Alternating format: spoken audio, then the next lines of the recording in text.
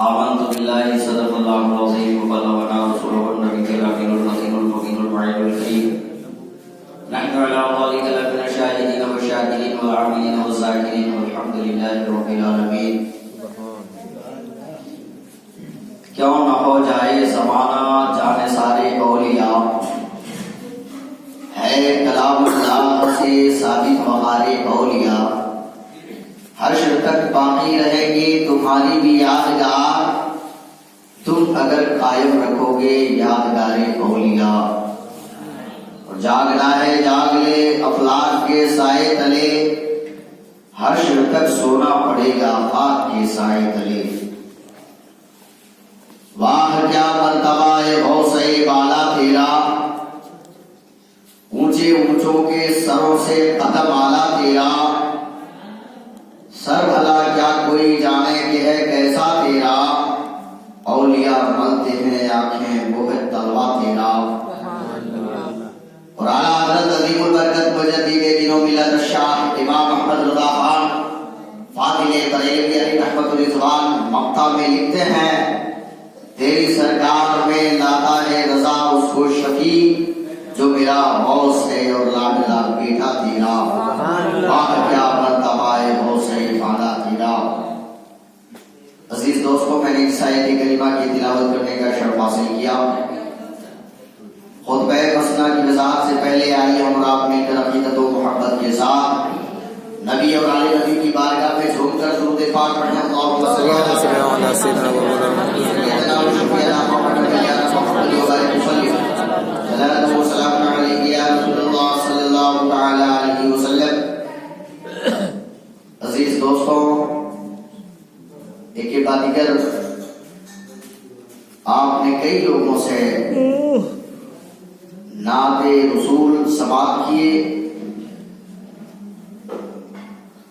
اور درود شریف کے حوالے سے مدلل مفصل تقریر بھی آپ نے سماعت کی۔ نقیب اہل سنت علی جناب فتح محمد صاحب نے قادری دعوت برکاتہ القدسیہ عالیہ، انہوں نے بڑی شاندار طریقے سے نقابت کو جاری رکھا۔ اس بزم کا انعقاد صرف اس لیے کہ یہ جو چھوٹے چھوٹے بچے ہیں ان کے اندر وہ چاشنی، وہ ذوق شوق پیدا ہو، اور کیوں نہ ہو سرد کے موسم میں آپ سمجھ سکتے ہیں بہتر کہ اس وقت لوگوں کی حالت کیا ہے۔ بہت سے ہمارے ایسے بھی دوست احباب ہیں جو میلاد شریف سن رہے ہیں مگر وہ اپنے گھروں سے آنا چاہے تھے مگر وہ آ نہیں پائے۔ اگر وہ چاہیں بھی تو بعد میں ان کا کہنا ہوگا کہ میں چاہتا تھا مگر کچھ بات ایسی جس کی بنا پر ہم جا نہ سکے۔ یہ ہماری اور آپ کی سوچ ہے۔ ہم اور آپ کہتے ہیں مگر حقیقت یہی ہے کہ ذکر خدا، ذکر مصطفیٰ کی محفل میں وہی شرکت کرنے کی سعادت حاصل کرتا ہے جسے اللہ اور اس کے رسول چاہتے ہیں۔ مگر یہ مجاز کہ نہیں یار طبیعت ٹھیک نہیں یا کوئی معاملہ ہے، چلو گھر سے ہی سنو، آواز تو آ رہی ہے، آواز تو یقیناً۔ اور یہ بس آج کل ہائی ٹیک زمانہ ہے اور موبائل کے ذریعے سے ہر کوئی نعت بھی سن رہا ہے، تقریریں واعظ بیان بھی سماعت کر رہا ہے اپنے گھروں میں۔ مگر یہ محفل کس لیے؟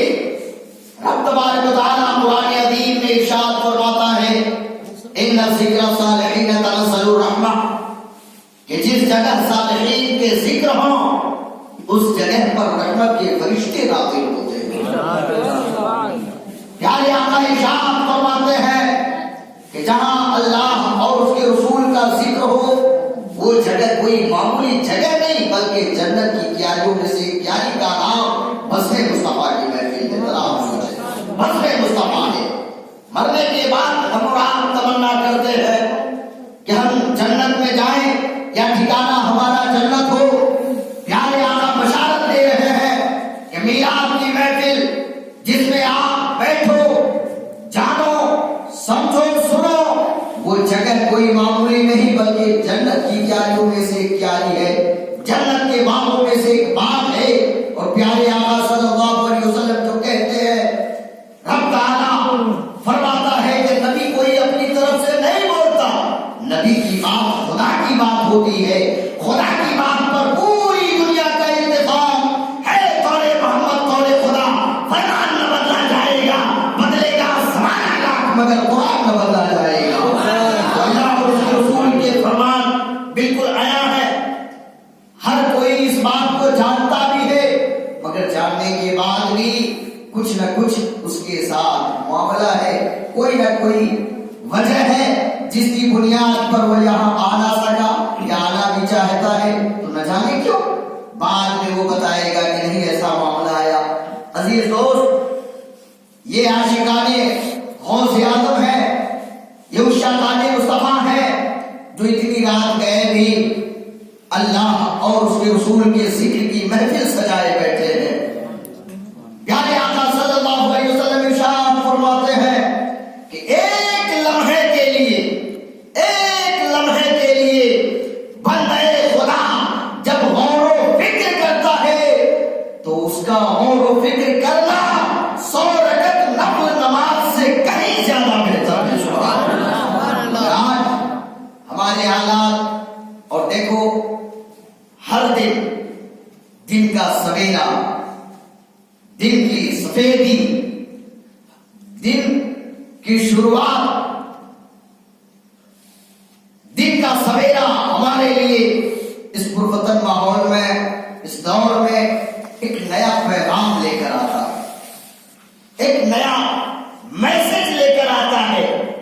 ہم سوچتے ہیں، اس پر فکر بھی کرتے ہیں، مگر یہ صرف مجازی، ایسا نہیں کہ اس کے بارے میں ہمیں بتایا نہیں گیا، اس کے بارے میں اللہ اور اس کے رسول نے ہمیں قرآن جیسی عظیم نعمت جو اللہ کی طرف سے، اللہ تبارک و تعالی جو ہمارا رب ہے، وہ میرا رب رب العالمین جس کتاب کے ذریعے سے ہمیں سمجھانے کی کوشش کی، وہ کتاب بھی ہدی للعالمین، اور جس نبی کو میسج دے کر بھیجا ہم تک، جس نبی کی امت میں ہمیں بنایا، ہمیں پیدا کیا، وہ نبی بھی ہمارا رحمت للعالمین۔ ذرا سوچے کیا ہمیں پتہ نہیں چلا کہ آنے والا دن کتنا پرخطر ہوگا تمہارے لیے؟ اللہ اور اس کے رسول نے پوری طرح سے سمجھایا، اور ہم تو کہتے بھی ہیں کیوں ڈھونڈتا ہے اندھیرے میں سورج، وہ دیکھ گنبد خضرا میں چھپا ہے سورج۔ لوگ تو سورج کے اشاروں پہ چلا کرتے ہیں، میرے آقا کے اشارے پہ چلا ہے سورج۔ آج ہم آنے والے وقت کو لے کر، آنے والے لمحات کو لے کر ہمیشہ پس و پیش میں رہتے۔ میرا مقصد تقریر نہیں ہے عزیز دوست، ہمیشہ تقریر کو آپ سنتے رہتے ہیں، بس خاطر خدمت آیا اس لیے تاکہ ان بچوں کی حوصلہ افزائی ہو جائے۔ یہ سالانہ اور آج الحمدللہ ربیع الاخر کی غالباً 2 تاریخ ہے نا، 2 تاریخ، الحمدللہ کیا بات ہے۔ اس مہینے میں ہم سب سنی صحیح العقیدہ جنتی مسلمان پیران پیر دستگیر سیدنا شیخ معین الدین عبد القادر جیلانی رضی اللہ تعالیٰ عنہ کے نام سے فاتحہ نظر پیش کرتے ہیں۔ عزیز دوست، ان کی یاد مناتے ہیں، ان کی شان میں خراج عقیدت پیش کرتے ہیں۔ اب کیوں نہ ہو، وہ غوث اعظم اولاد حسین ہیں اور اہل سنت کے پیشوا، اہل سنت کے محافظ، اہل سنت کے پاسباں، سنیت کے جان امام احمد رضا خان فاضل بریلوی علی رحمۃ الاسوال و امام علی مقام امام حسین علیہ السلام، جن کی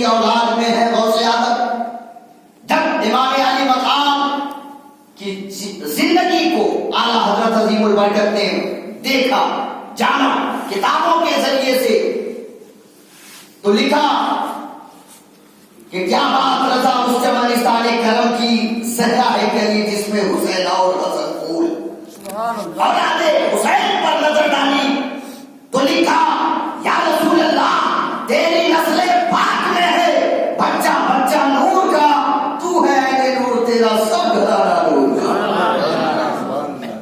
اور زیادہ دستگیر پیران پیر رضی اللہ تعالیٰ یہ ایسے اللہ کے محبوب ولی ہیں اللہ کے ایسے نیک بندے ہیں اور ان کی بزرگی میں کسی جماعت کا آدمی ہو کوئی اختلاف نہیں ان کی بزرگی کے سارے قائل اور پیران پیر دستگیر سیدنا شیخ محی الدین عبد القادر جیلانی رضی اللہ تعالیٰ فرماتے ہیں کہ میرا چاہنے والا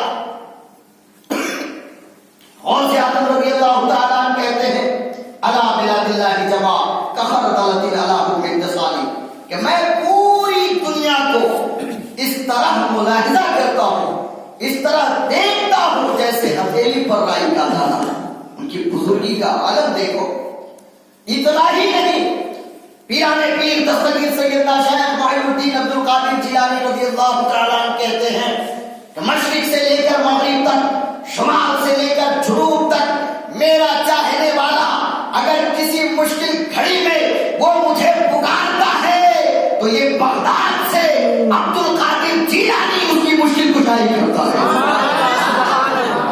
تو یہ ہمارے لیے اور آج جیسا کہ محب محترم علی جناب نور محمد صاحب نے کہا کہ کیسے لوگ ہیں وہ کیسے لوگ ہیں اور علی جناب فتح محمد صاحب نے بھی کہا کہ وہ کیسے لوگ ہیں جو آقا کو بشر کہتے ہیں ذرا سوچو صلاۃ و سلام کے بھی حوالے سے آپ نے سنا کہ وہ سنتے نہیں جانتے نہیں اما نبی پاک صلی اللہ علیہ وسلم کو اپنے شان کے مطابق جانتے بھی ہیں سنتے بھی ہیں پیارے آقا صلی اللہ علیہ وسلم کی ولادت باسعادت سے پہلے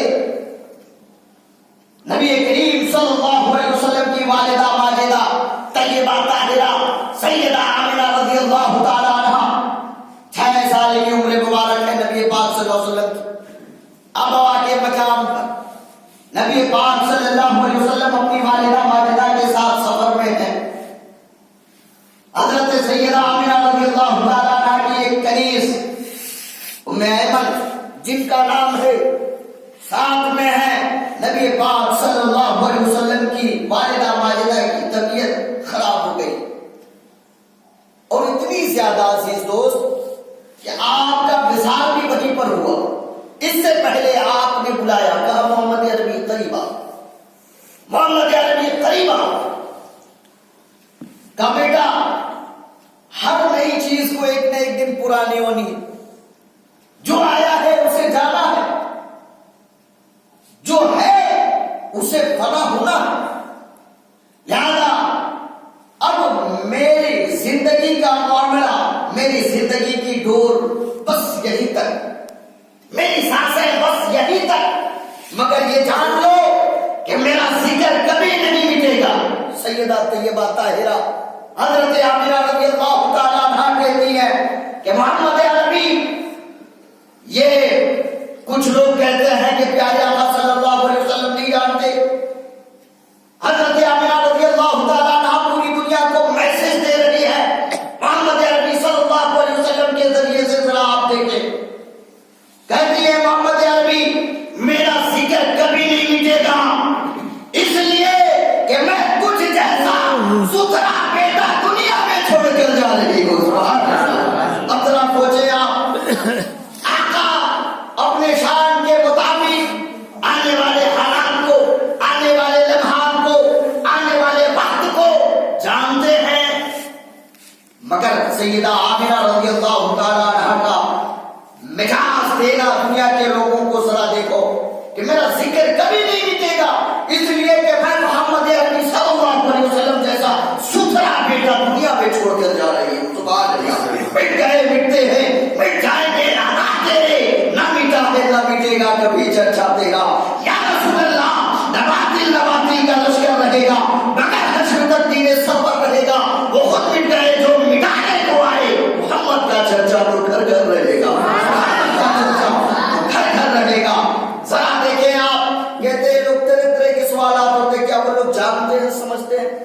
جانتے ہیں.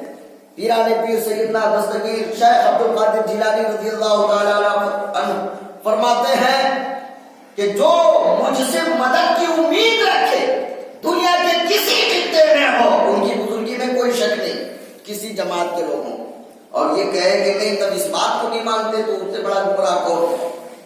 کہتے ہیں اعلیٰ بلا دلہ جماعت خر بلتی اعلیٰ حکم اتصال. میں پوری دنیا کو اس طرح دیکھتا ہوں جیسے ہتھیلی پر لائی کا دانا، جیسے ہتھیلی پر لائی کا دانا. ذرا آپ دیکھیں، کہتے ہیں کہ یہ پیران پیر یہ عبد القادر جیلانی اپنے چاہنے والوں کی مشکل کشائی کرتا ہے. سبحان اللہ. آج پریشان حال قوم مسلم سے زیادہ کوئی نہیں دنیا میں، کوئی نہیں عزیز دوست، اور اس کے لیے ذمہ دار بھی یہ خود ہے، اس کے لیے ذمہ دار بھی یہ خود ہے. ان کے یہاں اتنے طرح کے دماغ والے، اس طرح کی فکر رکھنے والے، اس طرح کی سوچ رکھنے والے، ذرا آپ دیکھیں بنی اسرائیل میں قحط سالی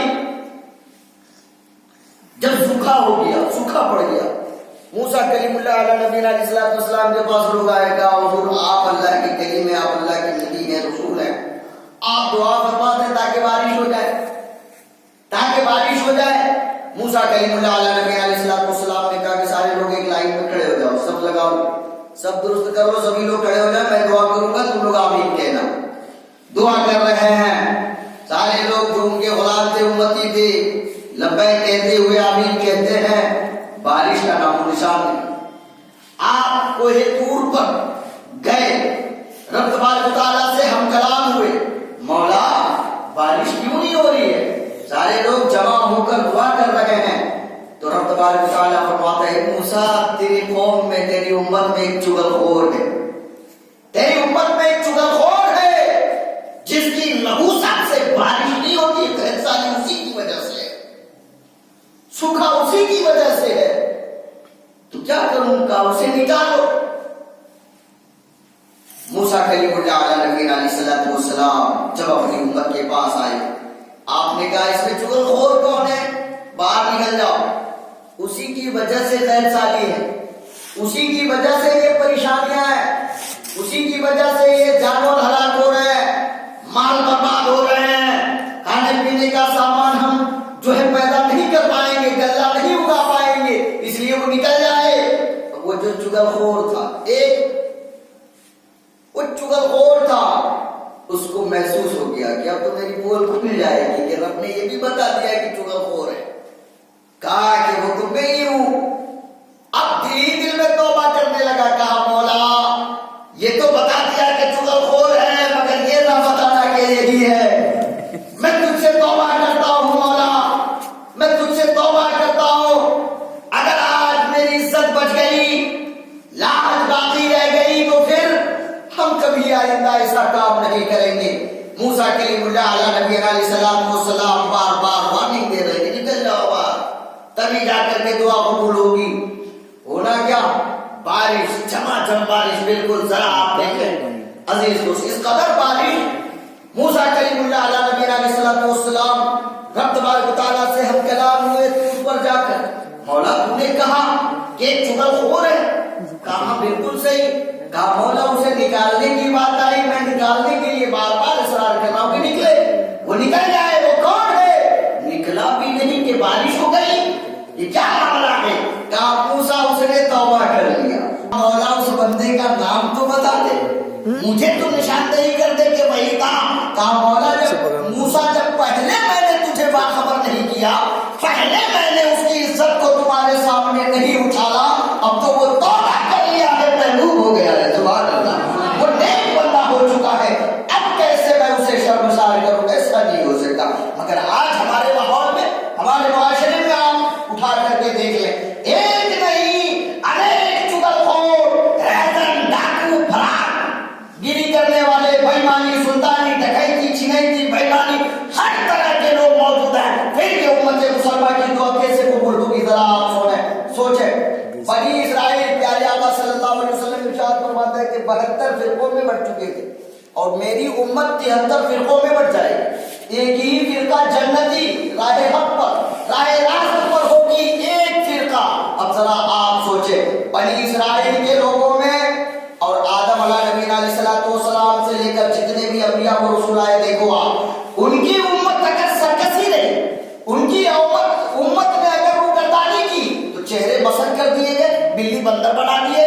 ذرا آپ دیکھو آگ کے شوروں کی بارش ہوئی، آگ برسائے گئے، زمین کو جو ہے کہ زمین کے اندر انہیں جو ہے زمیندوز کر دیا گیا، ہواؤں میں اچھال کر ان کے سر اور پورے جسم کو پھاڑ دیا گیا۔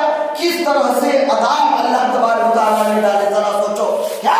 اس لیے کہ وہ اپنے نبی کی بات نہیں مانتے تھے، روگردانی کرتے تھے۔ ذرا آپ سوچیں، صرف اس لیے کہ اللہ کا خوف، دل میں نبی کی محبت نہیں، اس لیے اور ان کی باتوں پر عمل نہ کرنے کی بنیاد پر ان کے ساتھ ایسا ہوا کہ کسی نہ کسی عذاب میں مبتلا ہوئے اور ہلاک و برباد ہو گئے۔ اور آج امت محمدیہ میں آپ کا کیا خیال ہے؟